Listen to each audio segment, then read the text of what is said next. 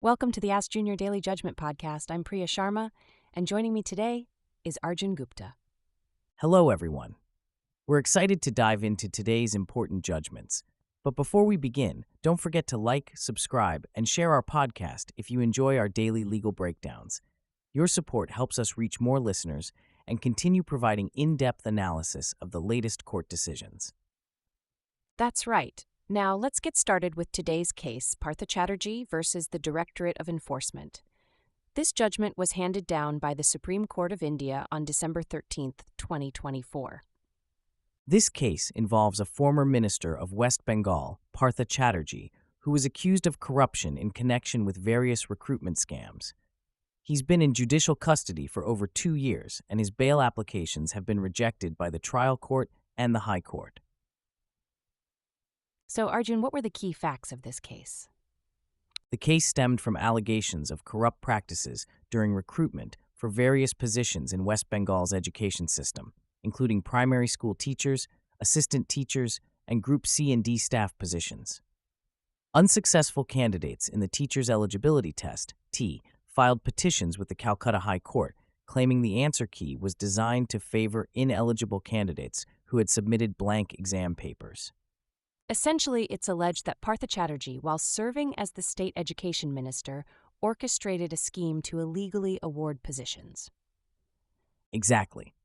Following investigations by the Central Bureau of Investigation, CBI, and the Enforcement Directorate, ED, Chatterjee was arrested in July 2022, and he has been in judicial custody ever since. Let's delve into the legal questions involved in this case. There were 3 main legal questions the Supreme Court had to address. First, did the prolonged incarceration of over 2 years without trial completion violate Partha Chatterjee's right to personal liberty under Article 21 of the Indian Constitution? Interesting. So, the court had to balance the accused's right to liberty with the need to ensure a fair trial. Precisely.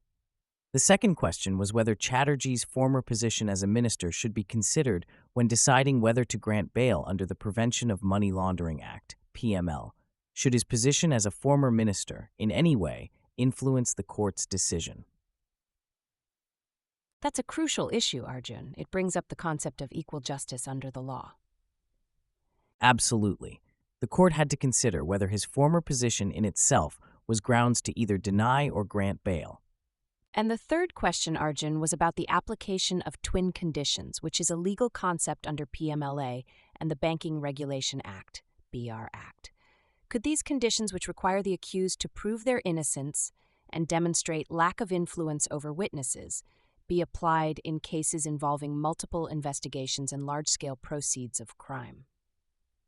Yes, this was a critical question because the PMLA, which is an anti-money laundering law, has stringent provisions regarding bail. The court had to determine if these stringent conditions applied in a case where multiple investigations were ongoing and a large amount of alleged proceeds of crime were involved. It's really important to understand how the court reasoned through these questions, Priya. You're right. Let's unpack the court's reasoning, starting with the issue of prolonged incarceration. The Supreme Court acknowledged that prolonged pretrial detention does indeed infringe upon an individual's right to liberty. But it also acknowledged that while suspects cannot be held indefinitely, this principle must be balanced against the risk of influential accused individuals obstructing investigations or tampering with evidence.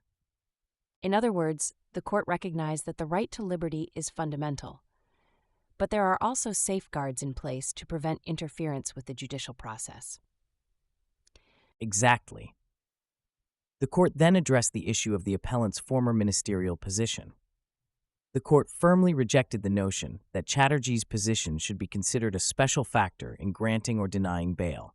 It emphasized that the rule of law demands impartiality and decisions based on factual circumstances, not on an individual's status. That's a key point, Arjun. The court basically stated that the rule of law applies to everyone equally, regardless of their position in society. Precisely. The court further clarified that while an official position should not be a reason to deny bail, it also cannot be a special consideration for granting bail if no other grounds exist for granting such relief. That's a clear message. No special treatment for anyone. Exactly. Now, regarding the twin conditions, the court thoroughly examined Chatterjee's case, considering the mitigating circumstances, the societal impact of the alleged crimes, and the statements recorded under Section 50 of the PMLA. It was crucial to understand the gravity of the allegations, which affected a vast number of aspiring teachers.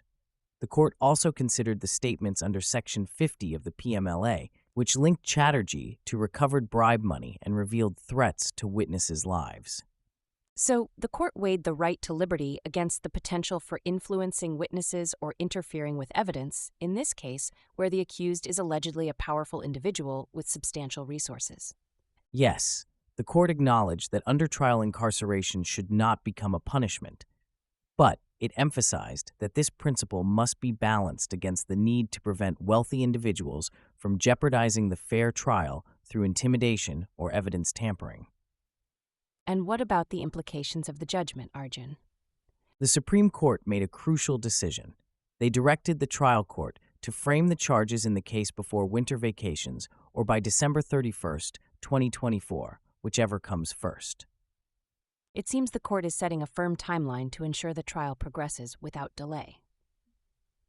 Precisely.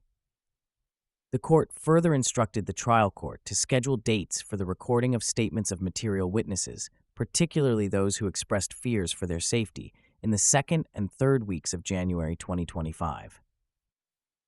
That shows the court's commitment to protecting vulnerable witnesses and ensuring a fair trial. You're right, Priya. Furthermore, the court ordered Chatterjee's release on bail on February 1st, 2025, with the provision for an earlier release if the witness examination is completed before that date. However, the court included safeguards. Chatterjee's bail will be canceled if he directly or indirectly influences or threatens witnesses. It seems the court is carefully balancing Chatterjee's right to liberty with the need to protect the integrity of the trial process.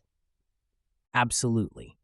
The court also stipulated that Chatterjee must attend all trial court hearings without seeking unnecessary adjournments, and any attempt to prolong the trial could lead to bail cancellation. He's also prohibited from holding any public office during the trial, except for continuing as a member of the West Bengal Legislative Assembly. This judgment underscores the crucial role the court plays in upholding the rule of law and ensuring a fair trial, even in complex and high-profile cases involving influential individuals. You're right, Priya. The court's decision in the Partha Chatterjee versus the Directorate of Enforcement case is a significant development in the ongoing fight against corruption. The court has clearly emphasized that no one is above the law and that a fair trial must proceed without undue delay, protecting the rights of both the accused and the victims. And that wraps up our analysis of today's judgment. We hope you found our discussion informative and engaging. Before we sign off, we'd like to remind our listeners once again to like, subscribe, and share our podcast. Your support means the world to us and helps us continue bringing you daily updates on the most important legal decisions. Absolutely. And don't forget to tune in tomorrow for another exciting episode. Until then, this is Priya Sharma. And Arjun Gupta, signing off. Thanks for listening to the Ask Junior Daily Judgment podcast.